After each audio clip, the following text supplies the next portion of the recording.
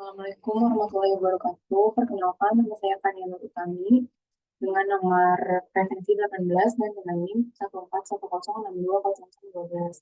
Di video kali ini saya akan mempresentasikan hasil tugas saya yaitu di mata kuliah etika kualitatif. Tugas di mata kuliah ini yaitu membuat mini skripsi dan mini skripsi saya berjudul Media Sosial TikTok sebagai media komunikasi dan informasi mahasiswa generasi Z. Kemudian di sini ada bab 1 pendahuluan, yaitu berisi 4 komponen. Yang pertama itu ada latar belakang, terus ada perumusan masalah, yang ketiga tujuan penelitian, dan yang keempat itu manfaat penelitian. Latar belakang. Sebagai negara dengan penggunaan internet tertinggi, Indonesia juga memiliki populasi penduduk yang tinggi sebagai pengguna aktif media sosial. Melansir dari data Indonesia, berdasarkan hitungan dari data laporan biaya sosial,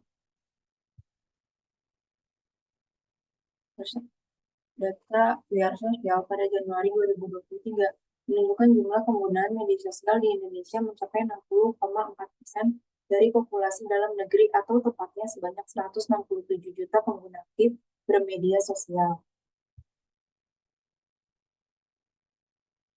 Hampir dapat dikatakan media sosial saat ini tak terlepas dari genggaman setiap orang.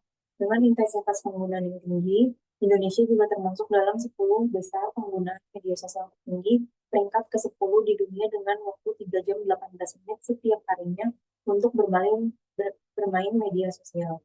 Berdasarkan intensitas tersebut, setiap pengguna media sosial juga berbeda-beda satu dengan lainnya, di mana menyesuaikan kebutuhan seseorang atau sesuai dengan bidang yang sedang mereka jalani dan bidang yang sedang mereka tempuh. Tetapi biasanya banyak orang menggunakan media sosial untuk mendapatkan informasi atau berita terbaru untuk berkomunikasi. Saat ini media sosial memiliki banyak ragam dan jenisnya. Bahkan dalam satu platform bisa menawarkan berbagai macam fitur atau bisa disebut multifungsi. Beberapa di antaranya yang paling banyak diketahui dan dipakai khususnya oleh masyarakat Indonesia, yaitu seperti WhatsApp, YouTube, Instagram, Facebook, dan terbarunya yaitu aplikasi media sosial TikTok. Seringkali ditemukan umumnya yang paling banyak mengetahui dan memakai media sosial adalah anak-anak dan remaja. Terdapat juga sebagian besar orang dewasa dan kemungkinan lansia, tetapi jumlahnya biasanya lebih sedikit dibandingkan usia generasi muda dan usia produktif.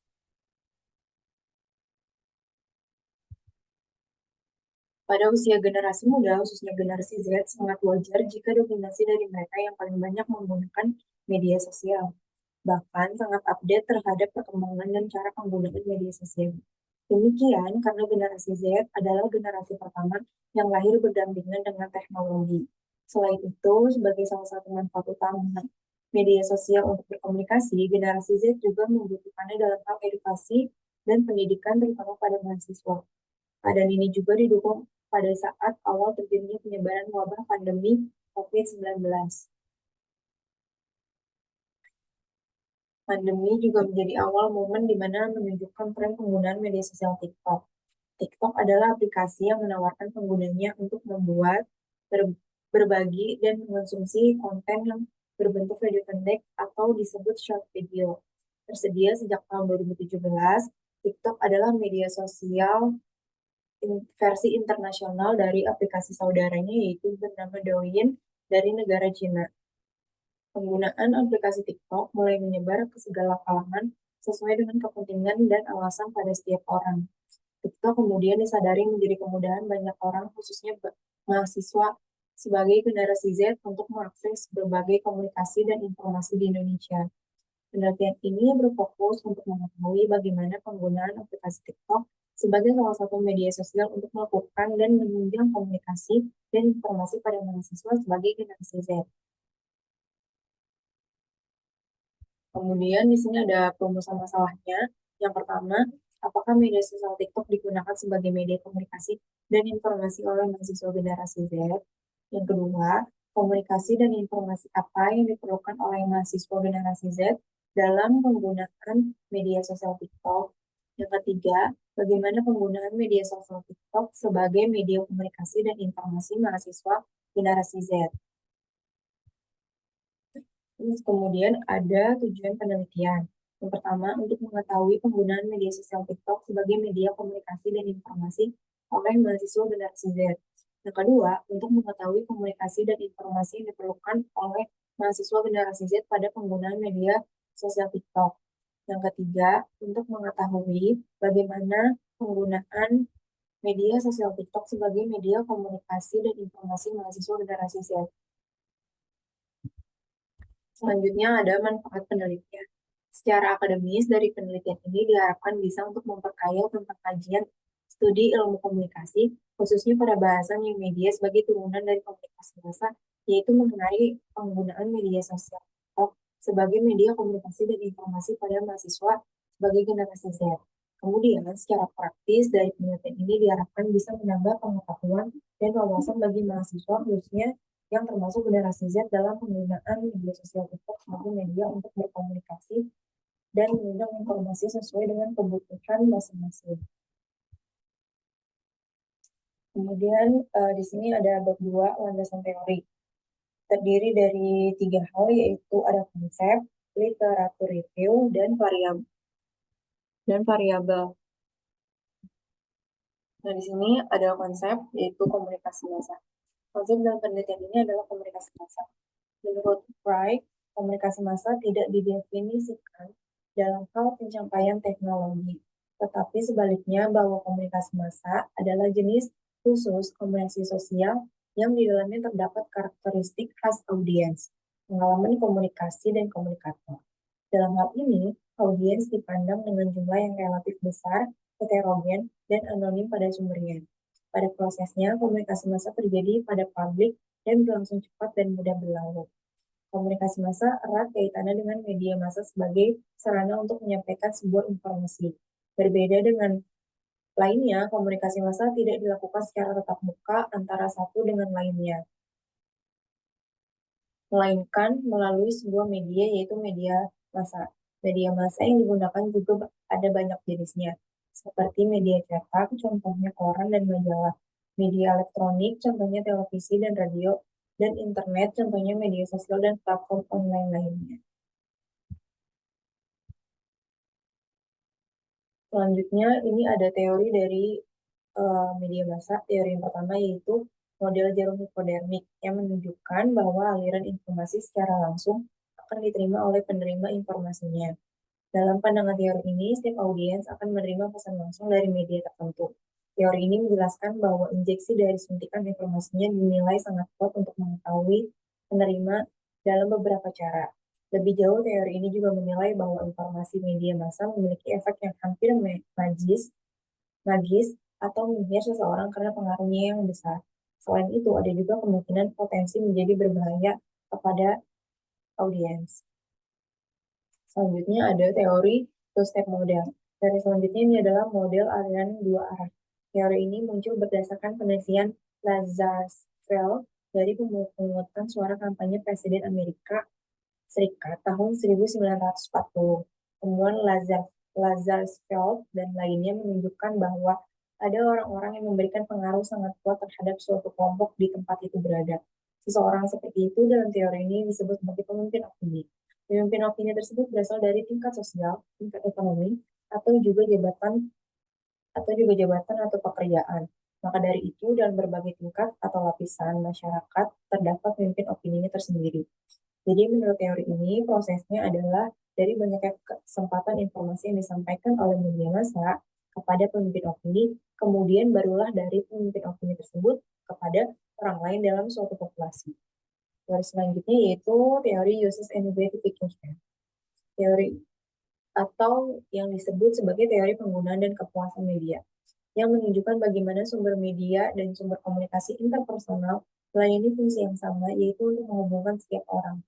Rubin dan temannya pada tahun 1985 menyatakan bahwa penggunaan media massa adalah sebuah tujuan di mana seorang akan membuat keputusan media apa yang akan mereka gunakan dalam kepentingan tertentu, terlepas dari ragamnya media yang digunakan dalam komunikasi massa, peneliti menemukan adanya pembunuhan komunikasi yang sama satu sama lain, yaitu untuk mendapatkan informasi, pembelajaran atau akademik, media hiburan, mengisi waktu, solusi masalah, ikatan sosial, interaksi hubungan tertentu, dan lain sebagainya. Selain itu, teori ini juga menganggap audiens akan memilih pesan apa yang akan mereka terima dan sebarluaskan. Biasanya pemilihan pesan akan dititik beratkan terhadap seberapa pentingnya sih informasi tersebut. Komunikasi antar satu sama lain akan memiliki peran utama dalam penyebaran informasi tentang kejadian atau peristiwa yang kurang diketahui. Selanjutnya ada teori agenda setting. Teori ini ditemukan pada tahun 1972 oleh McCombs dan rekannya Donald Shaw dalam sebuah teori yang berpengaruh kepada fungsi agenda setting pers. Menurut teori ini, pers akan memberikan informasi kepada audiens di mana hal tersebut akan dianggap penting bagi penerimanya. Jadi pers akan memberitahu hal apa yang harus dipikirkan dan diperhatikan oleh masyarakat dengan menetapkan isu-isu tertentu. Agenda setting media massa diungkapkan oleh McCombs adalah istilah deskriptif sebagai daftar isu yang diprioritaskan sebagai topik atau pemberitaan yang ditemukan pada berbagai media massa. Agenda setting sebagian besar terjadi melalui pengulangan isu-isu dalam pemberitaan dari media massa. Ketika sebuah media massa mengabaikan atau menghindari suatu isu, maka asumsinya audiens akan menerima sedikit informasi tersebut, bahkan tidak sama sekali. Selanjutnya itu ada teori framing media. Teori ini dalam komunikasi massa adalah sebuah bentuk persepsi dan sikap individu akan dipengaruhi oleh bagaimana informasi yang diterima dari framing media. Menurut Bennett, framing adalah pemilihan tema pengorganisasian yang luas untuk memilih, menekankan, dan menghubungkan elemen-elemen dalam sebuah cerita. Framing juga bisa disebut sebagai narasi, yaitu bagaimana menceritakan sebuah cerita dari titik tertentu atau sudut pandang tertentu. Dalam pemberitaan media, informasi yang disampaikan, audiens harus kritis memandang pemberitaan tersebut dan isu yang lebih ditonjolkan oleh media penting untuk melihat hal apa yang mungkin dihilangkan dari sebuah informasi media massa. Selain itu, pemilihan bahasa juga berkontribusi secara signifikan dalam framing media. Teori selanjutnya adalah teori kultivasi. Dalam teori ini, George Gerbner membahas tentang efek dari televisi kepada masyarakat. Kultivasi pada televisi membentuk perspektif tentang bagaimana setiap individu harus berpikir, berperilaku, dan bertindak. Hal itu dikarenakan pada pandangan informasi secara umum dan nilai-nilai umum yang diberikan oleh televisi atau media massa. Menurut teori ini, intensitas audiens melihat atau menerima sebuah informasi dari media massa akan membentuk pandangan terhadap dunia atau sekitarnya sesuai dengan keyakinan, nilai, dan sikap yang ada pada media massa. Gardner dan peneliti lainnya, sebagai seseorang yang mempelajari efek informasi oleh media massa atau televisi yang pada saat itu menemukan bahwa orang dengan tuntunan yang berat akan memiliki kebiasaan ketakutan yang tidak proporsional untuk menjadi korban kejahatan. Mereka cenderung lebih tidak percaya kepada orang lain dan berpikir yang terbaik untuk melindungi diri mereka sendiri dan membela diri, sehingga kemungkinan mereka dapat melakukan kekerasan terhadap orang lain sebagai tindakan membela diri.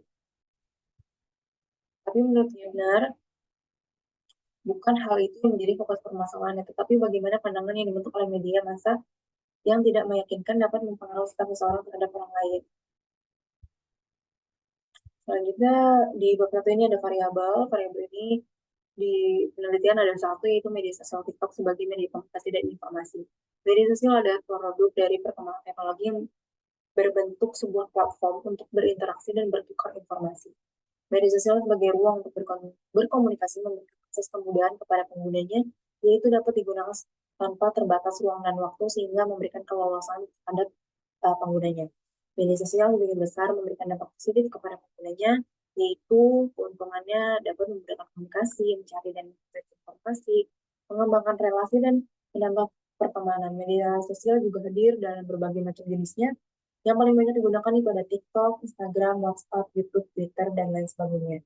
Aplikasi TikTok yang paling sebagai aplikasi yang kehadirannya belum terlalu lama dibandingkan media sosial lainnya adalah aplikasi yang sedang marak digunakan saat ini. Kemudian TikTok adalah aplikasi yang menawarkan penggunanya untuk memuat, berbagi, dan mengonsumsi konten yang berbentuk video pendek atau disebut short video. Keterdiaannya ini tahun 2017, TikTok sebagai media sosial versi internasional dari aplikasi saudaranya, yaitu bernama Douyin dari negara Cina. Pada awal perilisannya, TikTok ini pertama kali diperkenalkan oleh Zhang Yiming oleh perusahaan ByteDance pada tahun 2016. Perusahaan tersebut awalnya hanya membuat aplikasi daring terlebih dahulu, yang ternyata kepopulerannya itu bisa meledak di Cina. Kemudian akhirnya eh, aplikasi tersebut melakukan perluasan dan pada 2017 muncullah di Indonesia dan negara-negara lainnya. Kemudian aplikasi TikTok ini mulai menyebar ke segala kalangan dengan segala kepentingan dan alasan setiap orang. TikTok kemudian disadari menjadi kemudahan banyak orang, khususnya mahasiswa sebagai generasi Z, untuk mengakses berbagai komunikasi dan informasi di Indonesia. Dan em, ini ada bab 3. Sebelumnya saya ingin menjelaskan tentang literatur review dari bab 2.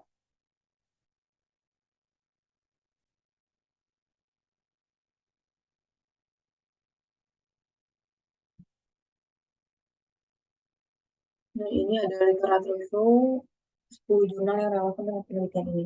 Yang pertama itu berjudul Aplikasi TikTok sebagai Media Informasi Berita, Studi Kasus Karyawan Perkebunan Bungara, Kecamatan Bahorok, Langkat. Penelitian ini dilakukan oleh Muhammad Irfan yang membahas tentang perspektif karyawan perkebunan Bungara mengenai aplikasi TikTok sebagai media informasi berita.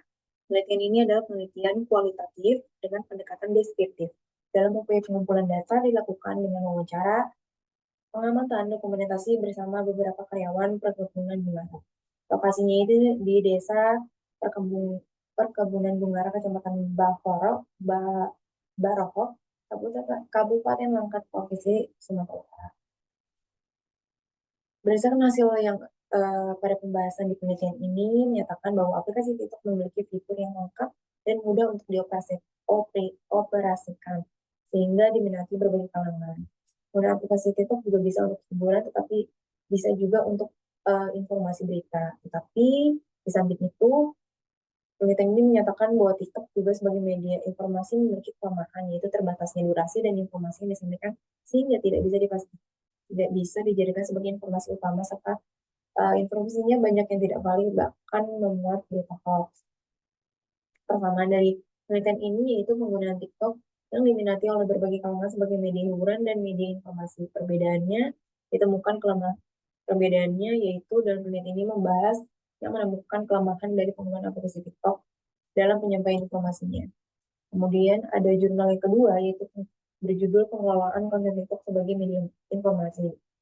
Penelitian serupa lainnya dilakukan oleh Meli Septia, Pardianti, dan Valentin Valian. Penelitian ini menggunakan teori media baru dan ada beberapa konsep yang terkait dengan penelitian, yaitu komunikasi, media sosial, pengelolaan konten, TikTok, media informasi, dan pengetahuan. Pendekatan yang dilakukan pada penelitian ini kualitatif dengan jenis penelitian deskriptif.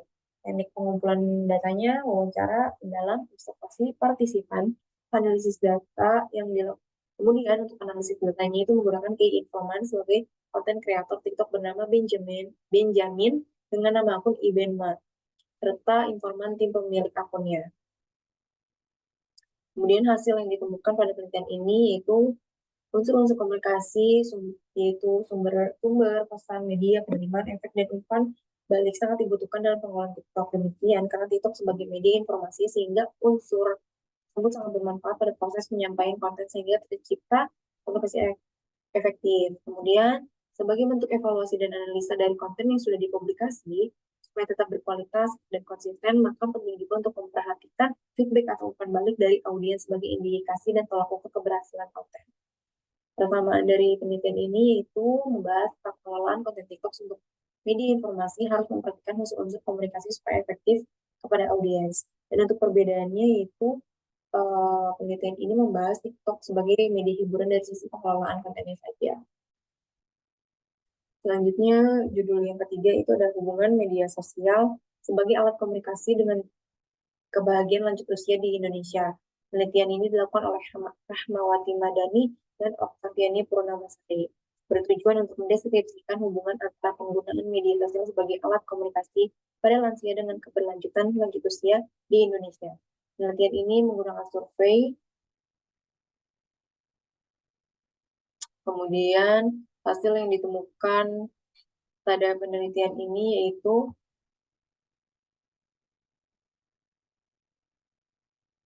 penelitian ini hanya terbatas pada hubungan penggunaan media sosial dengan kebahagiaan lansia. Untuk itu, penulis menyatakan perlunya dilakukan penelitian berikutnya tentang penjelasan bagaimana lansia bisa lebih bahagia dengan media sosial.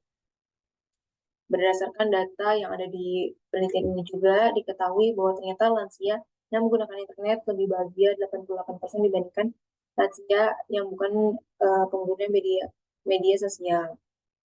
Tapi perbedaannya hanya tingkat perbedaannya hanya 0,5% yang tidak begitu signifikan. Lalu persamaannya dalam penelitian ini itu membahas penggunaan media sosial sebagai media komunikasi. Perbedaannya itu membahas penggunaan media sosial sebagai media komunikasi untuk kalangannya itu lanjut usia. Lalu selanjutnya, jurnal selanjutnya itu berjudul Peran Media Sosial dalam Mempererat Interaksi Antar Keluarga di Desa Esandom, Kecamatan Tom Batu Timur, Kabupaten Minahasa Tenggara. Penelitian ini dilakukan oleh Tong Toto, Leifrey, Tony Ji Wan, Jokji Lasu. Penelitian ini bertujuan untuk mengetahui bagaimana peran media sosial dalam mempererat interaksi antar keluarga di Desa Esandom, Kecamatan Tom Batu Timur, Kabupaten Minahasa Tenggara.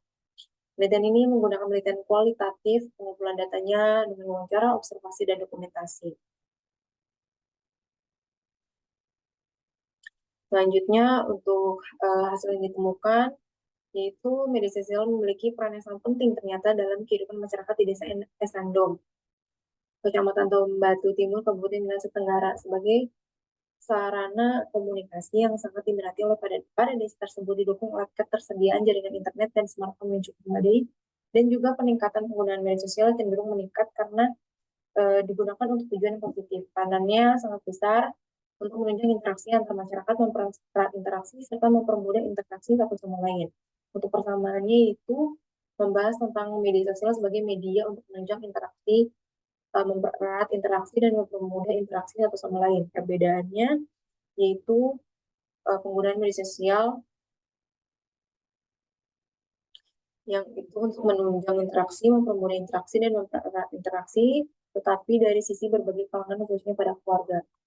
Selanjutnya, jurnal selanjutnya berjudul Efektivitas Penggunaan Media Sosial dalam Peranan sebagai Sarana Komunikasi dan Promosi Produk. Penelitian ini dilakukan oleh Ricky Henry Kramer, Suratman Vincentius Ade, Arianto Cipto Putra, dan Hazrianto. Penelitian ini memiliki tujuan untuk mengetahui seberapa efektifnya penggunaan media sosial yang digunakan sebagai sarana untuk komunikasi dan mempromosikan produk di kalangan masyarakat luas, khususnya pada mahasiswa-mahasiswi. Metode yang digunakan yaitu metode kualitatif fenomenologi yang bersifat deskriptif dan cenderung penelitian menggunakan analisis data. Hasil yang ditemukan dalam penelitian ini yaitu mereka dapat mencari di mana dalam penggunaan media sosialnya mereka dapat mencari sampingan dan menjual produk yang mana penggunaannya sangat mudah untuk diakses di mana saja dan kapan saja. Keuntungan lainnya juga, mahasiswa-mahasiswa ini dapat menggunakan media sosial untuk promosi produk secara gratis tanpa harus membayar, membuka atau menyewa toko. Demikian, media sosial sangat efektif pada zaman digitalisasi ini sebagai sarana komunikasi dan promosi produk. Pertambahan dari jurnal ini yaitu membahas tentang penggunaan media sosial sebagai sarana komunikasi dan promosi produk. Perbedaannya yaitu penggunaan media sosial sebagai sarana komunikasi dan promosi produk dari sisi keefektivitasnya. Selanjutnya, jurnal selanjutnya itu berjudul Pemanfaatan Aplikasi TikTok sebagai Media Edukasi dilakukan oleh edukasi di era generasi Z dilakukan oleh Putri Naning Rahmana, Dea Amalia Putri N, dan Julian Damarismakwara. Penelitian ini memiliki tujuan untuk mendeskripsikan pemanfaatan aplikasi TikTok sebagai media edukasi di era generasi Z. Jenis penelitian ini adalah kualitatif. Dan yang menjadi subjek itu adalah mahasiswa UNP Kediri sebagai generasi Z yang menggunakan aplikasi TikTok. Kemudian, teknik pengumpulan datanya itu melalui wawancara. Hasil yang didapatkan dari penelitian ini yaitu penggunaan media sosial pada generasi Z sudah cukup sering karena berbagai konten yang tersedia dapat memberikan edukasi dan inspirasi. Penggunaan TikTok juga bisa menjadi sarana unjuk gigi dan mengisi waktu luang melalui berbagai informasi di hiburan yang tersedia. Berbagai jenis konten yang tersedia dan sering dilihat oleh generasi Z yaitu tentang konten tips and trick, tutorial, video sketsa. Dan penggunaan TikTok sebagai media edukasi juga memberikan manfaat, yaitu memberikan ilmu pembelajaran dan tempat publikasi konten edukatif. Persamaan dari jurnal ini yaitu membahas pemanfaatan media sosial. Lalu untuk perbedaannya membahas penggunaan media sosial TikTok sebagai media edukasi dari sisi edukasi kepada generasi Z. Jurnal selanjutnya itu berjudul Studi Literatur Penggunaan Media Sosial TikTok sebagai Sarana Literasi Digital pada masa pandemi COVID-19. Penelitian dilakukan oleh Astrid Kusuma Rahardaya dan Irwansyah. Penelitian ini memiliki tujuan untuk mengetahui penggunaan aplikasi TikTok sebagai sarana literasi digital pada saat pandemi COVID-19 dan bagaimana literasi digital yang dilakukan pada beberapa negara di dunia. Penelitian ini menggunakan pendekatan kualitatif yang menerapkan meta-analisis dari berbagai tinjauan penelitian yang sudah dilakukan sebelumnya dan membuat ringkasan dari penelitian terdahulu. Dalam jurnal ini hasilnya ditemukan bahwa penelitian bahwa literasi digital diperlukan dalam penggunaan media sosial khususnya TikTok untuk menghindari dampak negatif. Selain itu, literasi digital juga sangat penting dalam berbagai sektor karena dengan kehadirannya dapat mengontrol masyarakat agar terhindar dari informasi yang kurang akurat dan tindak kejahatan cybercrime. Persamaan dari jurnal ini itu membahas tentang penggunaan aplikasi TikTok pada masyarakat di berbagai kalangan. Lalu untuk perbedaan dari penelitian ini itu membahas penggunaan aplikasi TikTok sebagai sarana literasi digital pada saat pandemi COVID-19. Jurnal selanjutnya itu berjudul Media Sosial sebagai sarana komunikasi di era pandemi COVID-19 di Indonesia. Penelitian dilakukan oleh Yona Risman Muhammad Akbar dan Dina Fadia. Dalam pembahasan media sosial sebagai sarana komunikasi dan pandemi, penelitian ini menggunakan metode penelitian kualitatif. Pengumpulan datanya itu melalui studi literatur dari buku, jurnal, berita online, dan tulisan lainnya yang relevan dengan penelitian. Analisis data dilakukan secara cermat sesuai data yang telah terkumpul, baik daring maupun luring. Hasil penemuan ditemukan bahwa pola komunikasi masyarakat akibat pandemi COVID-19 jadi berubah dengan lebih banyak melakukan komunikasi secara virtual atau daring. Untuk menunjang komunikasi tersebut, media sosial digunakan sebagai fasilitator sarana berlangsungnya komunikasi.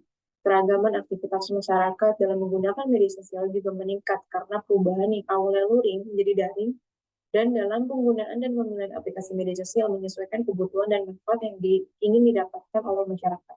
Persamaan dari penelitian ini yaitu membahas tentang bagaimana penggunaan media sosial sebagai sarana komunikasi. Lalu untuk perbedaan dari penelitian ini yaitu membahas penggunaan media sosial sebagai sarana komunikasi pada saat pandemi COVID-19 yaitu dari sisi berbagai macam kalangan secara umum. Jurnal selanjutnya itu berjudul Aplikasi TikTok sebagai Media Pembelajaran Jarak Jauh pada Mahasiswa Universitas Indraprasta PGRI. Penelitian ini dilakukan oleh Anggun Citra Dini Dewi Puspitasari. Penelitian ini memiliki tujuan untuk mengetahui efektivitas pemanfaatan aplikasi TikTok sebagai media pembelajaran jarak jauh yang dilakukan sebagai upaya memutus rantai COVID-19. Penelitian ini menggunakan penelitian deskriptif kualitatif dengan teknik survei.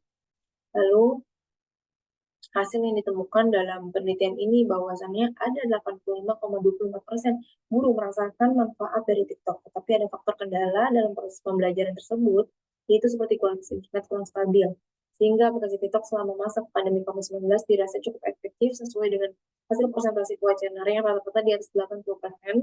Tingkat keefektifan tersebut dari sisi waktu, tempat, dan efektif untuk mengurangi penyebaran virus COVID-19. Utamaan dari penelitian ini yaitu membahas tentang pemanfaatan aplikasi TikTok pada mahasiswa. Untuk perbedaannya yaitu membahas dari sisi aktivitasnya pemanfaatan aplikasi TikTok sebagai media pembelajaran jarak jauh yang dilaksanakan sebagai upaya memutus rantai COVID-19. Lalu untuk penelitian selanjutnya itu berjudul Potensi Pemanfaatan Media Sosial TikTok sebagai Media Pembelajaran dalam Pembelajaran Daring, dilakukan oleh Nurin Salma Ramdhani, Angga Hadia Purwa, dan Hafsah Nugraha. Penelitian ini memiliki tujuan untuk menunjukkan bahwa media sosial dapat menjadi media pembelajaran alternatif dan interaktif dalam pembelajaran daring. Metode yang digunakan dalam penelitian ini adalah studi kepustakaan dengan mengkaji berbagai literatur yang relevan dan mengumpulkan data yang dibutuhkan. Analisis data ini dilakukan dengan mengumpulkan data literatur yang berkaitan dengan media pembelajaran dalam penggunaan media sosial TikTok. Hasil yang ditemukan dalam penelitian ini menyatakan bahwa media sosial yang paling diminati oleh generasi milenial adalah aplikasi TikTok. Peserta didik mendapatkan pemahaman tentang materi yang dijelaskan secara ringkas dari konten edukasi TikTok. Daya tarik TikTok ini menampilkan konten video yang beragam, durasi singkat dan diiringi musik. Penggunaan media sosial TikTok dapat meningkatkan keaktifan dan kreativitas dari peserta didik dalam proses pembelajaran daring. Kreativitas tersebut dituangkan melalui berbagai fitur pada TikTok. Akibatnya, TikTok dapat menjadi pembelajaran efektif dalam menciptakan pembelajaran daring yang interaktif. Lalu, persamaan dari penelitian ini itu membahas tentang penggunaan media sosial. Lalu untuk perbedaannya, yaitu penelitian ini membahas penggunaan media sosial sebagai media pembelajaran alternatif dan interaktif dalam pembelajaran daring. Selanjutnya, penelitian akan ke penjelasan ke bab 3.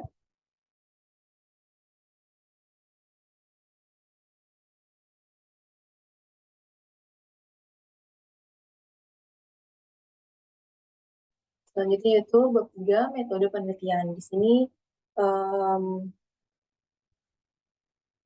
pertama ada paradigma penelitian, yang kedua ada pendekatan penelitian, dan yang ketiga itu ada metode penelitian.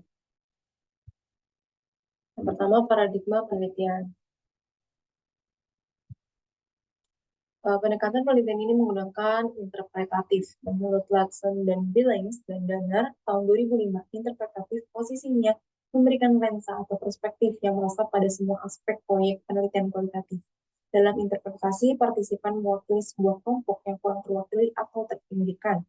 Kelompok tersebut seperti perbedaan gender, ras, kelas, agama, seksualitas, dan geografi atau persilangan dalam perbedaan-perbedaan tersebut. Dalam penelitian, masalah dan pertanyaan harus yang dieksplorasi memiliki tujuan untuk memahami isu atau topik tertentu.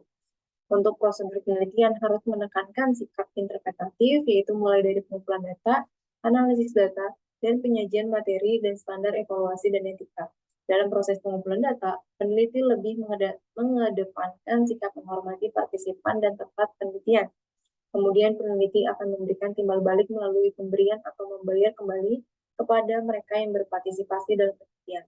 Peneliti juga harus peka terhadap keseimbangan terhadap semua aspek dalam pemilihan penelitian. Dalam penggunaan interpretatif akan mengarah tindakan dan transformasi tujuan keadilan sosial dengan mengakhiri proyek kualitatif melalui langkah reformasi yang berbeda dan hasilkan untuk bertindak. Selanjutnya itu ada pendekatan penelitian. Penelitian ini menggunakan pendekatan kualitatif. Pendekatan kualitatif adalah pendekatan yang digunakan untuk mengeksplorasi dan memahami makna individu atau kelompok sebagai anggapan masalah sosial atau manusia. Pada pendekatan ini, proses penelitiannya meliputi pertanyaan dan prosedur yang muncul. Data yang dikumpulkan biasanya akan dimasukkan ke dalam pengaturan partisipan, analisis data secara induktif, membangun dari tema khusus ke tema yang umum, dan peneliti membuat interpretasi makna data. Laporan tertulis akhir memiliki struktur yang fleksibel. Dalam bentuk penyelidikan ini mendukung cara pandang penelitian yang menghormati gaya induktif, fokus pada makna individu, dan pentingnya melaporkan kompleksitas situasi.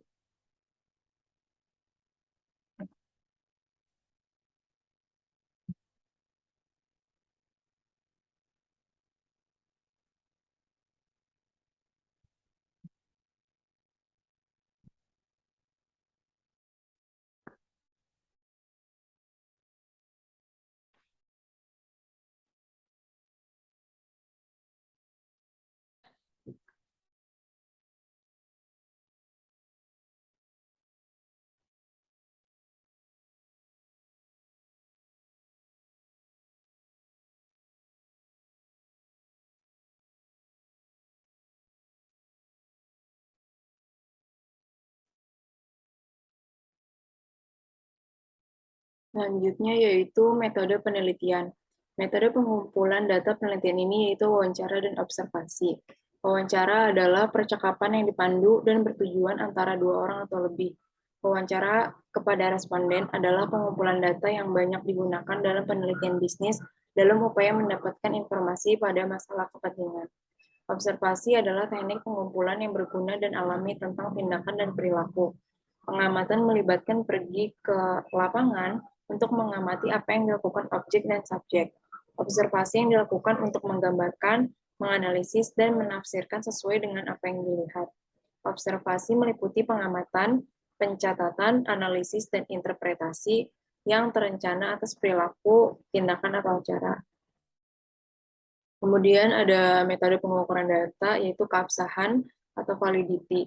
Dalam mendefinisikan validity kualitatif adalah salah satu kekuatan penelitian kualitatif dan didasarkan pada penentuan apakah temuan tersebut akurat dari sudut pandang peneliti, partisipan, atau pembaca suatu laporan.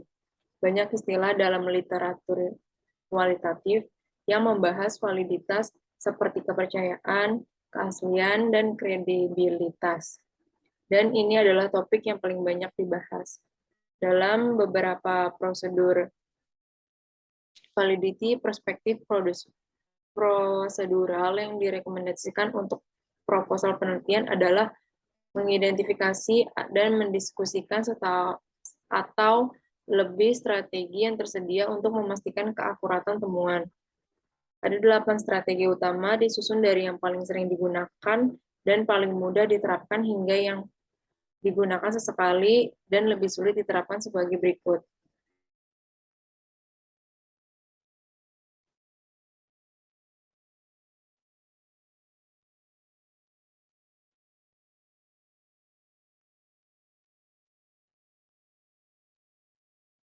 Yang pertama, strategi triangulasi sumber data yang berbeda melalui pemeriksaan bukti dari sumber dan menggunakannya untuk membangun pembenaran yang koheren untuk tema.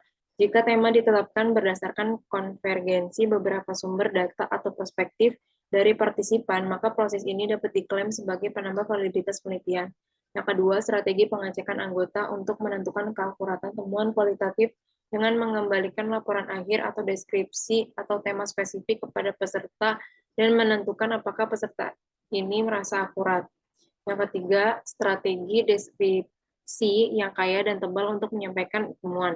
Deskripsi ini dapat membawa pembaca ke latar dan memberikan diskusi elemen pengalaman bersama. Dengan rincian yang banyak perspektif tentang suatu tema, maka hasilnya akan menghasilkan lebih realistis dan kaya. Kemudian strategi dengan memperjelas bias yang dibawa oleh peneliti. Bias atau refleksi diri ini adalah penciptaan narasi yang terbuka dan jujur dan akan selaras dengan pembaca. Refleksivitas tersebut adalah karakteristik dari penelitian kualitatif. Penelitian kualitatif yang baik berisikan interpretasi penelitian terhadap temuan yang dibentuk oleh latar belakang seperti jenis kelamin, budaya, sejarah, dan asal sosial ekonomi mereka.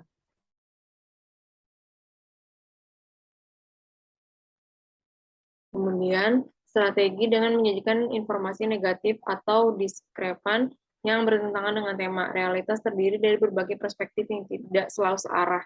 Dengan membahas informasi berlawanan akan menambah kredibilitas sebuah cerita. Kemudian ada strategi dengan menghabiskan waktu lebih lama di lapangan. Dengan cara tersebut, peneliti akan mengembangkan pemahaman mendalam tentang fenomena yang diteliti dan disampaikan secara detail tentang situs dan orang-orang yang memberikan kredibilitas pada cerita naratif. Jadi semakin banyak pengalaman yang dimiliki oleh peneliti, partisipan akan membuat temuannya semakin akurat atau valid.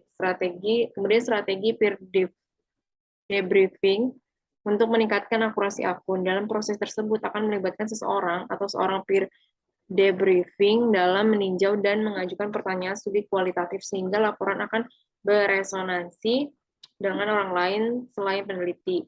Strategi ini memberikan interpretasi di luar peneliti dan diinvestasikan pada orang lain. Strategi menggunakan auditor eksternal untuk meninjau keseluruhan proyek. Auditor tersebut dapat memberikan penilaian objektif terhadap proyek selama proses penelitian atau pada akhir penelitian.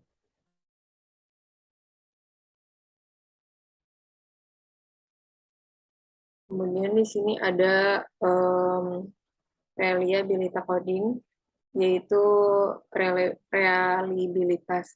Penggunaan reliabilitas kualitatif adalah bagaimana peneliti kualitatif memeriksa untuk menentukan apakah pendekatan mereka dapat diandalkan atau dapat reliability.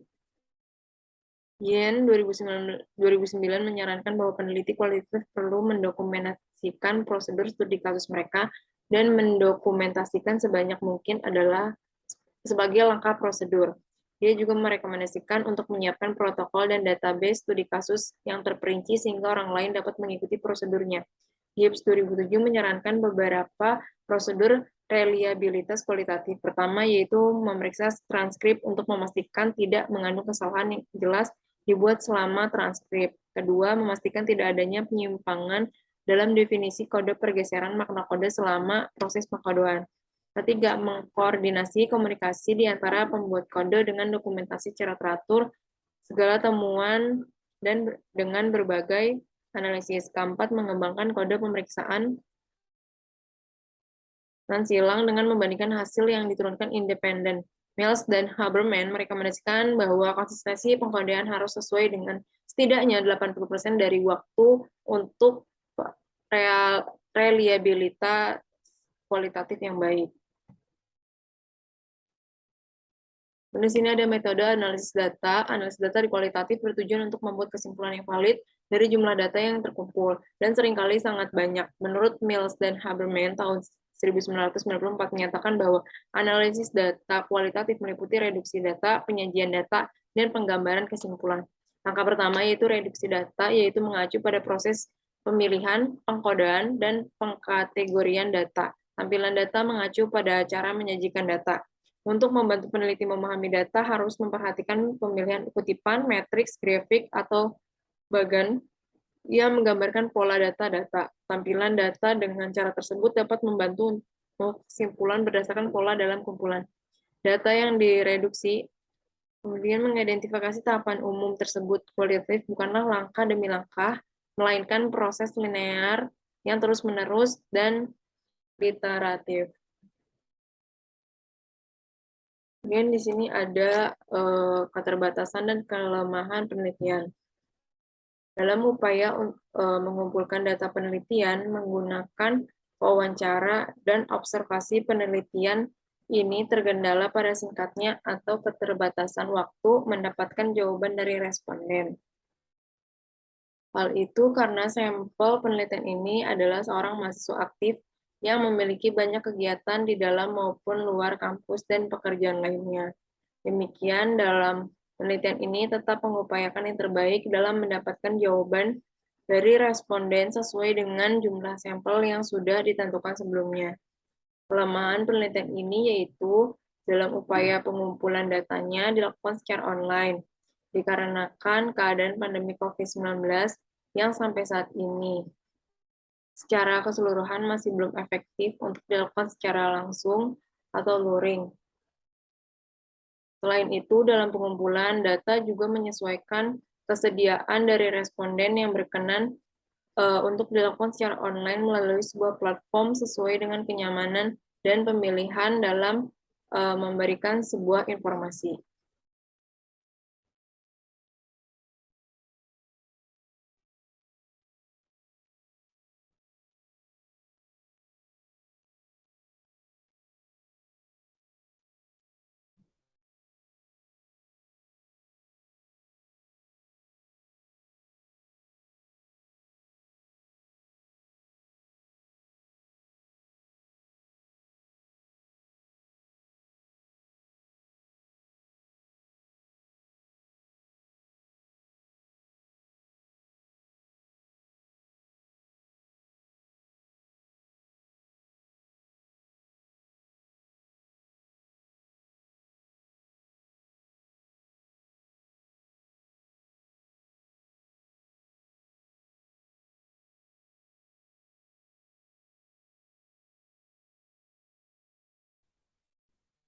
Baiklah, sekian presentasi dari saya tentang tugas mini skripsi pada mata kuliah MPK kualitatif.